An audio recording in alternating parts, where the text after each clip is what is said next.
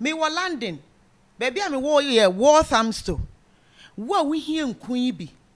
So, we Manchester, we Birmingham, we Northampton, we Southampton, Milton Keynes. Outside London, baby. We contact me, Mammy, we see, and I say, Helena. Baby, I will be so far as I will bet you our postage. Ye be post to Eddie Abreu. So, we ye cocoa, so we ye tuntum, we ye honey ho. Calabia, we ye will be all ye fita. Be enkumbia upebia ubenyebi. Ano bi oha wasra I had enkum no deno na mane kala no ni body na ye basa hydroquine no asay kala no na se wunya glitter and glow na wo start beginning no ubehu se e repair wo kala no ubeye kama ubeye kama say de mi gina hoy small girl.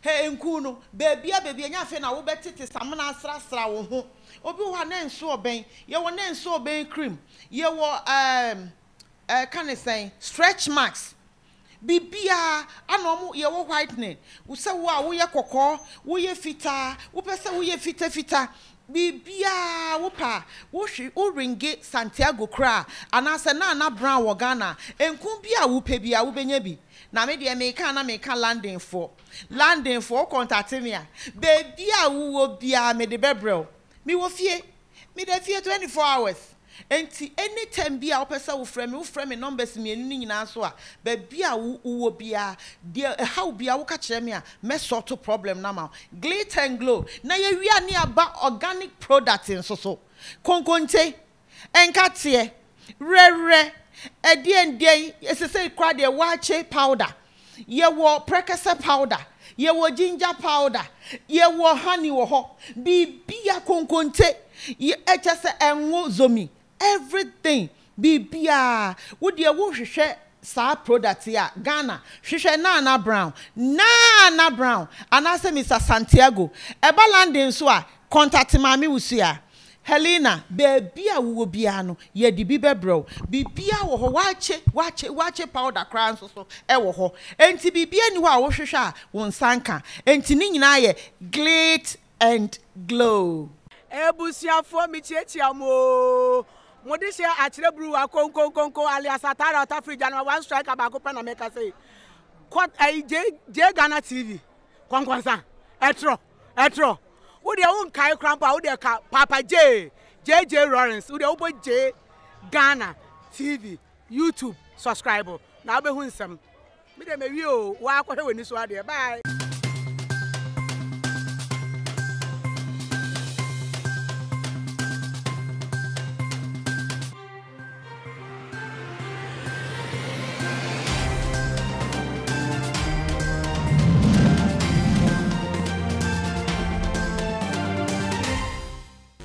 For a mama by Ediba J Ghana TV, so a breadroom, so some wood dry bono.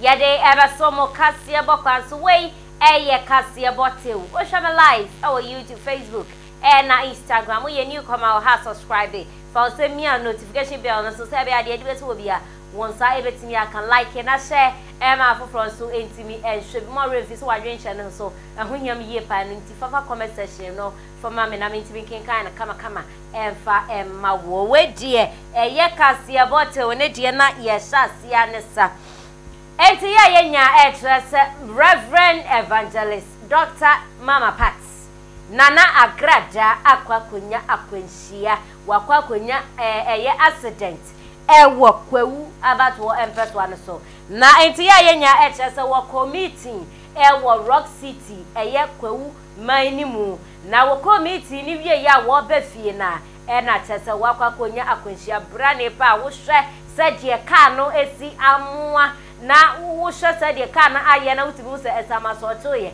a chese enya sanketo enso no yenya ne enti yese da na Agradaa de ne ho ye se bibia anye no a wo hwe video ni mu a wo gina video ni mu a chese wo gina ho adofo ene wo mu a ewo ho so akoka ne ho a chese wo mo hwe anwanwasam na esi no na chese akwanhia brane sa etimisi ya eye Reverend Mama Party de bibia anye no yenko na yenko hwe video no na yemra And I'm in Fasa. Yeah, you better. What's the yes, we can almost have to be good.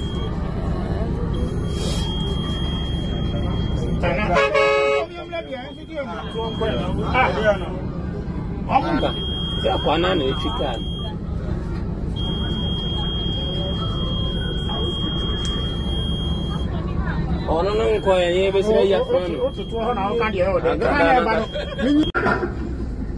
I read myself. You know what? And I'm in Fasa. Yeah, you better. What's the yes, we can almost have to be good.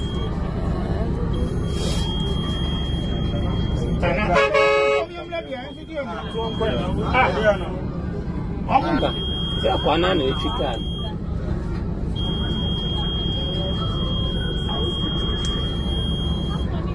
Oh, no, no, quiet. You ever say your friend? I read myself. You know what? Was just said, dear, a yakano, eti amuana, which means a wedding and yakwa, Ketua, Nemum, into ye, ayenya, a mammy Pats, Reverend Mama Pats, aka Agradaa. Bia anya no ne ho enti kra atesa one ne driver ene wo ma wo no wo mko ye nyina wo bia eho eye ebusua ha na brama kwan ema ye de kase bote wo no ebesi edin a mejeso eye da chehema atwa nati asada kase enkoma glitter and glass skin care team natet ena Janelle organic fruits dedi ho enkoma production makram